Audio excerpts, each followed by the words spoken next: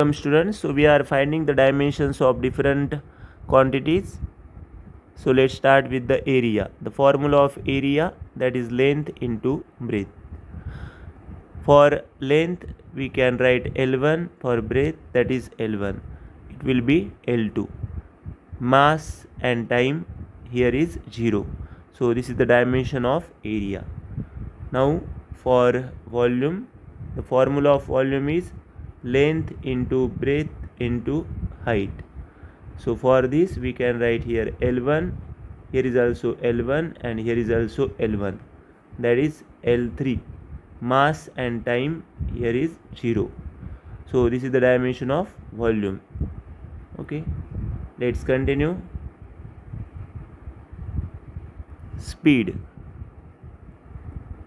The formula of speed, that is distance upon time.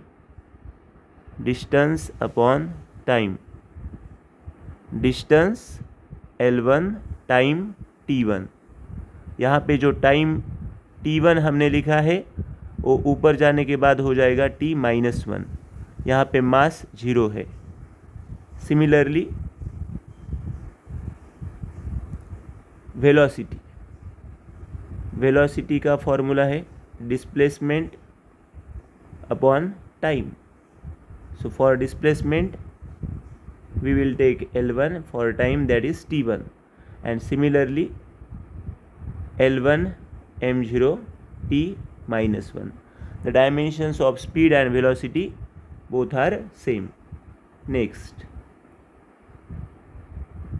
acceleration.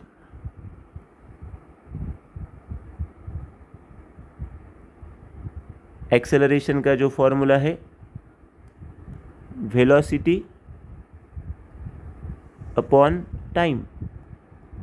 तो अभी हमने velocity के डायमेंशन निकाले थे, that is L1 m0 T-1 और टाइम के लिए है T1. यहाँ पे हो जाएगा L1 m0 T-1. ये जो T1 है ये ऊपर जाने के बाद ये हो जाएंगे T-1. So this will B L1 m0 T-2. Okay, next, force. Force is equal to mass into acceleration.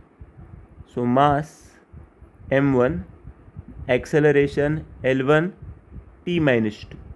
यहाँ पे m0 है तो हमें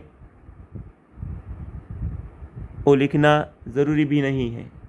So you can write directly L1 and T-2. So this will be L1 m1 and T-2. This is the dimension of force. Force के dimension important है.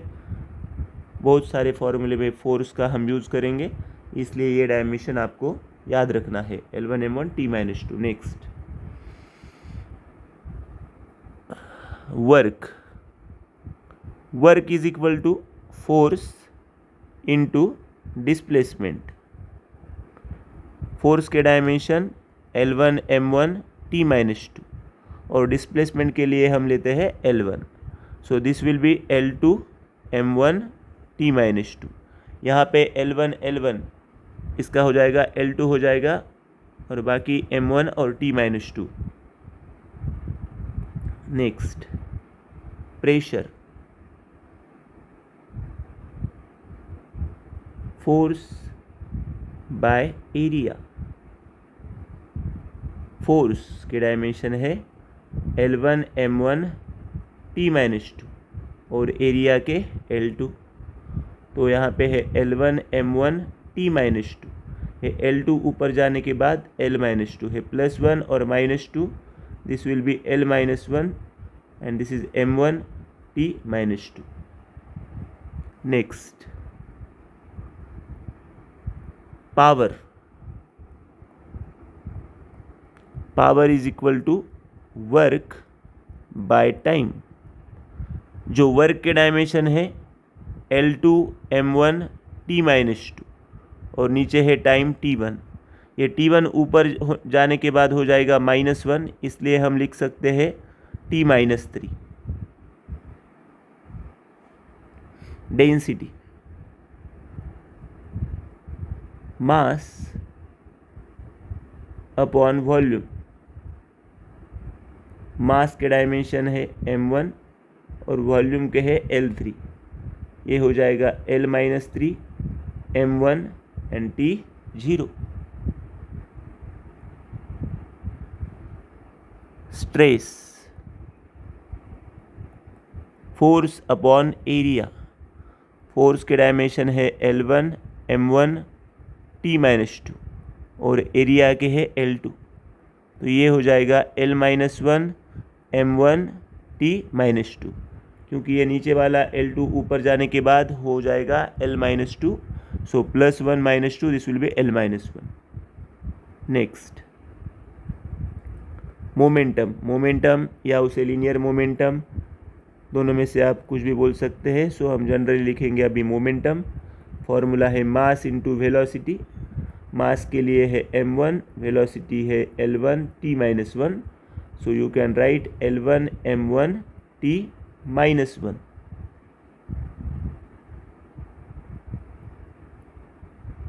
Angular momentum.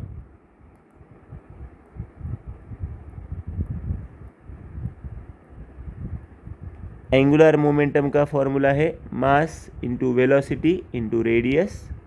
सो mass के लिए m1, velocity L1 T-1, radius L1। So this will be L2 m1 T-1।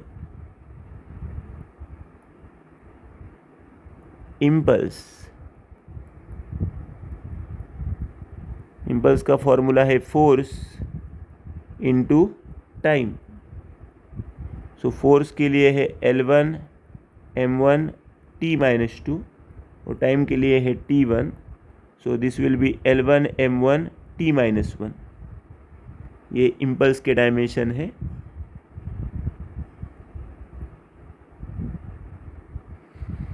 Kinetic energy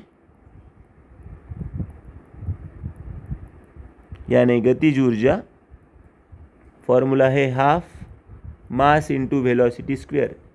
ये number है, number के लिए dimension नहीं रहते हैं, तो इसीलिए हमें 1/2 के लिए कुछ डायमेंशन नहीं लिखना है। मास के लिए हम लिखेंगे m1, velocity that is L1 T-1 और उसका हमें करना है स्क्वायर। सो ये हो जाएगा m1, उसका स्क्वायर करते समय हमें इस 1 से, ये 1 से इस 2 से मल्टीप्लाई करना है। तो यहाँ पे हो जाएगा L2 और T-2। So you can right L2 m1 T-2। So this is the dimension of kinetic energy.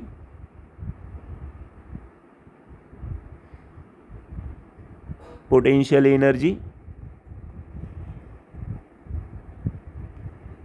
Potential energy formula है mgh।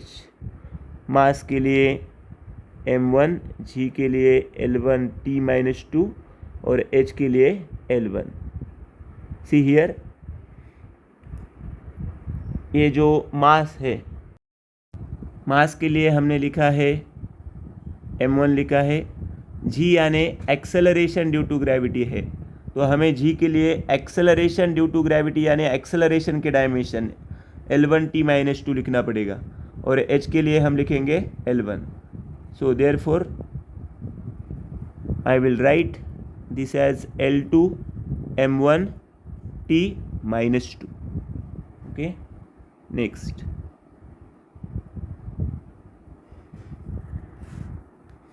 torque। Torque is equal to R into F। R के लिए हम लिखेंगे L1 और force के लिए है L1 m1 T-2। So this will be L2 m1 T-2। इस तरह से आप देख सकते हैं जो काइनेटिक एनर्जी है, पोटेंशियल एनर्जी है, वर्क है और जो टॉर्क है, इन सब के डायमेंशन हमें मिल रहे हैं L2 m1 T-2। This you have to remember, the dimension of kinetic energy, potential energy, work and torque are same and these dimensions are L2 m1 T-2। Okay, surface tension। Formula है force by length, force के dimension L1 M1 T-2 और length के लिए L1, so this L1 will get cancel, it will be L0 M1 and T-2. So these are the dimensions of surface tension. Electric current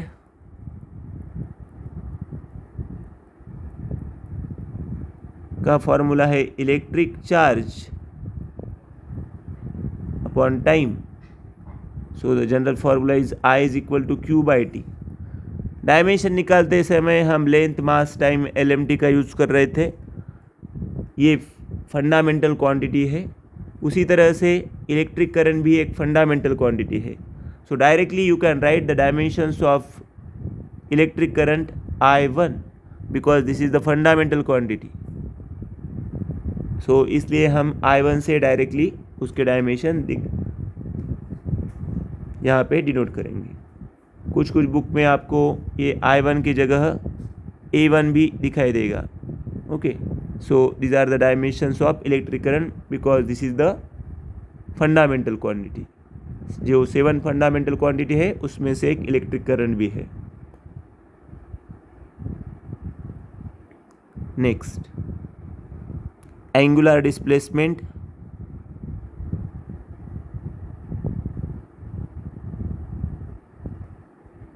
formula है अर्क length upon radius.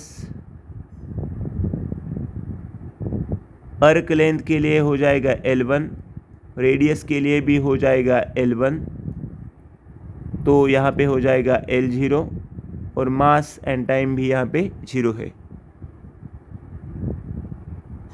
Angular velocity,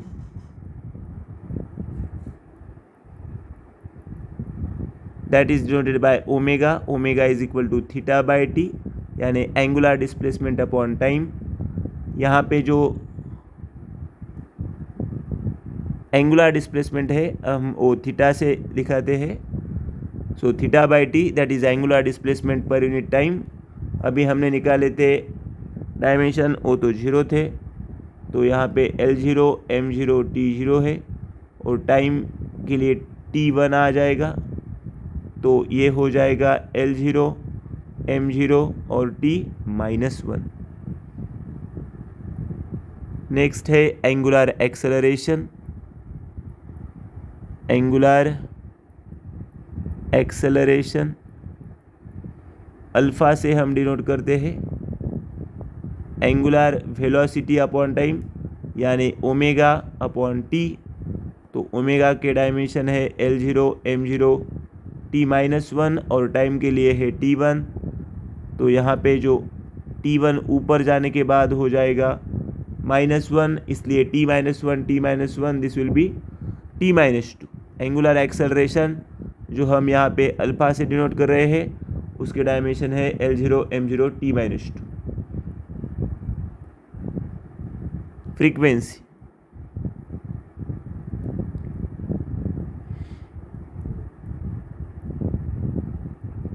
frequency का formula है 1/पीरियड. यदि हम frequency n से denote कर रहे हैं तो यहाँ पे पीरियड के लिए t ले रहे हैं, ये t ऊपर जाने के बाद हो जाएगा T-1. वेट का फॉर्मूला है हमारे पास mg, मास के लिए m1 और g के लिए L1 T-2. So L1 M1 T-2, this will be the dimension of weight. Okay, तो इस तरह से हमने डिफरेंट फिजिकल क्वांटिटी के डायमेंशन निकाले हैं. So thank you for watching the video.